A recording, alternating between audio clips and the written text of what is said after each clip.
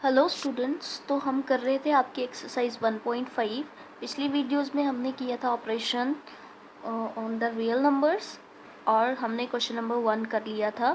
ठीक है, आज हम करेंगे question number 2, that is simplify each of the following expression. आपने सिंप्लीफाई करके इनको लिखना है। ठीक है, तो इन क्वेश्चन में मोस्टली आपने वो जो हमने आइडेंटिटीज़ करी थी 6, ठीक है, उनका यूज़ करना है। तो कैसे करेंगे इन क्वेश्चन को, लेट्स सी। फर्स्ट है, देखो जैसे 3 plus under root 3 multiply 2 plus under root 2। अब देखो यहाँ पे ये जो टर्म्स हैं वो डिफरेंट है।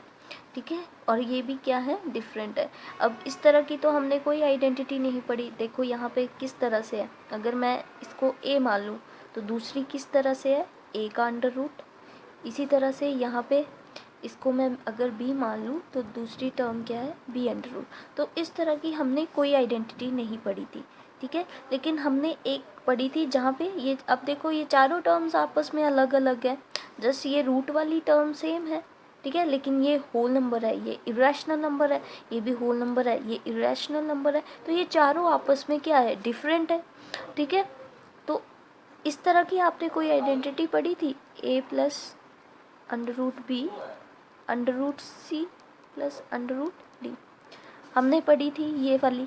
ठीक है, और इसको सॉल्व कैसे किया था हमने हमने क्या बोला था, जो फर्स्ट टर्म है हमने सेकंड पूरी ब्रैकेट के साथ मल्टीप्लाई कर दी, और जो सेकंड टर्म है उसको भी हमने ब्रैकेट के साथ मल्टीप्लाई कर दिया था।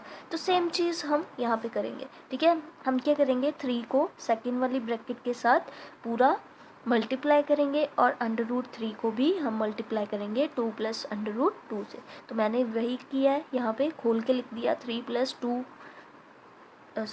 Into 2 plus under root 2 plus under root 3 into 2 plus under root 2। ठीक है, अब 3 को मैंने 2 के साथ मल्टीप्लाई कर दिया। ठीक है, तो आपके पास आ गया 6। अब 3 को अंडर रूट 2 के साथ करेंगे तो अंडर रूट 2 की तो हमें अभी वैल्यू हमने नहीं निकाली है। ठीक है, और ना ही यहाँ पे स्क्वायर रूट लगा है 3 के साथ कि मैं इसको ऐसे लिख दूँ 3 into 2 that is under root 6, तो ये तो गलत हो जाएगा। ठीक है, जब आप किसी होल नंबर की मल्टीप्लिकेशन करते हैं किसी स्क्वायर रूट वाली टर्म से, ठीक है, तो वो सिंपली मल्टीप्लाई होते हैं। ठीक है, आप उनको सिंपल लिख देंगे। तो ये लिख दिया मैंने 3 इंटू अंडर रूट 2। क्लियर।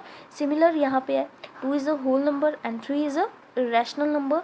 तो जब हम इन दोनों को मल्टीप्लाई करेंगे तो आप इनको लिखेंगे 2 इंटू अंडर रूट 3।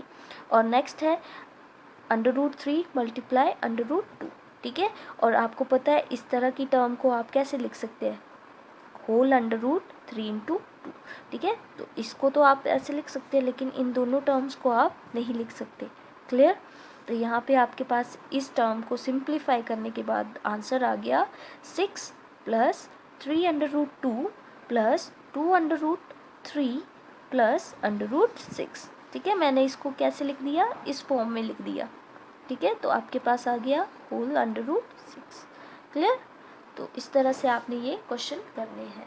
सेकंड है आपके पास 3 plus under root 3 and 3 minus under root 3। तो हमने इस तरह की आइडेंटिटी पढ़ी है जहाँ पे a plus under root B था और a minus under root B था। अब यहाँ पे मैंने अंडर रूट बी क्यों लिया है, ठीक है, क्योंकि ये डिफरेंट है, ये होल है, ये इरेशनल है। ठीक है, तो इस तरह की टर्म्स को हम कैसे लिखते हैं, बेसिकली यहाँ पे a और प्लस अंडर रूट a है। ठीक है, क्योंकि यहाँ पे जो ये वैल्यू है वही सेम रूट वाली ये वैल्यू है।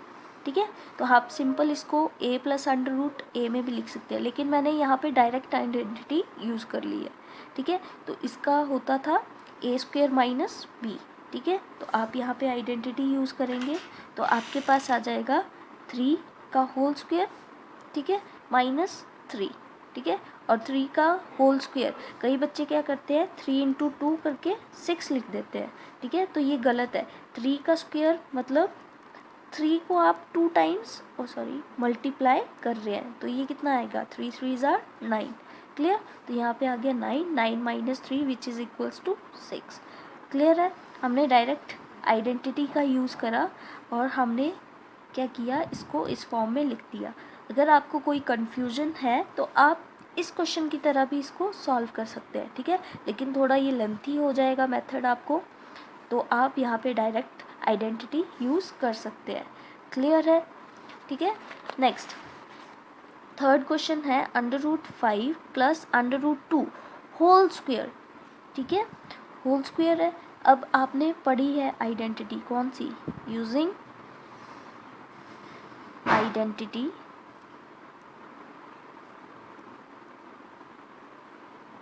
कौन सी वाली, √a plus √b whole square क्या होता है, √a का स्क्वायर, ठीक है, which is equals to a plus 2 whole √a into b plus b, यही होती है। तो अब देखो यहाँ पे हेयर a कितना है, 5 है, ठीक है, मैंने स्क्वायर रूट नहीं लिया है, और b कितना है, 2 है। अब डायरेक्ट यहाँ पे वैल्यूज आप सब्सटीट्यूट कर दो, a की जगह 5 रख दो, b की जगह 2 रख दो, आपका आंसर आ जाएगा। तो आप इसको 5 प्लस √2 का whole square which is equals to a की जगह 5 प्लस 2 इंटू a कितना है 5 मल्टीप्लाई 2, दोनों का स्क्वायर रूट होगा, प्लस b की जगह आप क्या लिख देंगे 2। सॉल्व करेंगे आपके पास आंसर आएगा। क्लियर, 5 प्लस 2 कितना हो गया 7, ठीक है। कर सकते हैं होल नंबर की एडिशन, ये और ये। क्लियर, और इसी तरह से 2 और स्क्वायर रूट में आ गया आपके पास √10, तो ये आ गया आपका सिंप्लीफाई करके आंसर। अब जो आपका फोर्थ पार्ट है आपका √5 माइनस √2, ठीक है, is equal is equal to नहीं है, मल्टीप्लाई, दूसरी ब्रैकेट है आपकी √5 प्लस √2। क्लियर, ये फोर्थ पार्ट है। तो ये आपने यूज़ करनी है identity √a minus √b √a plus √b, ठीक है, ये वाली identity which is equals to a minus b, यही होता है ना। तो यहाँ पे देखो a की जगह 5 रखोगे, b की जगह आप 2 रखोगे, आपका आंसर आएगा 3। तो आप इसको खुद सॉल्व करके देखेंगे, ठीक है। आपने इसमें आइडेंटिटी यूज़ करनी है, इसी तरह से लिखना है, यूजिंग आइडेंटिटी कौन सी वाली, √a। अब देखो यहाँ पे, अब जो आपकी मल्टीप्लिकेशन होती है वो एसोसिएटिव होती है, मतलब अगर आप a इंटू बी लिखो या b इंटू ए लिखो सेम रिजल्ट आता है, ठीक है। तो सेम चीज़ है यहाँ पे, देखो ये पूरी ब्रैकेट अगर मैं a ले लूँ, ये पूरी ब्रैकेट मैं b ले लूँ, तो which is equals to a plus a into b is equal to b into a. Clear, तो सेम चीज़, ठीक है। तो √a minus √b √a plus √b, ठीक है, which is equals to a minus b, ये होता है, ठीक है। आपने a की वैल्यू रखनी है 5 और b की रखनी है 2, तो बस वैल्यूज़ पुट करो, आपके पास आंसर आएगा। क्लियर है, तो आज के लिए सिर्फ इतना ही, बाकी के क्वेश्चन हम नेक्स्ट वीडियो में करेंगे। Thank you.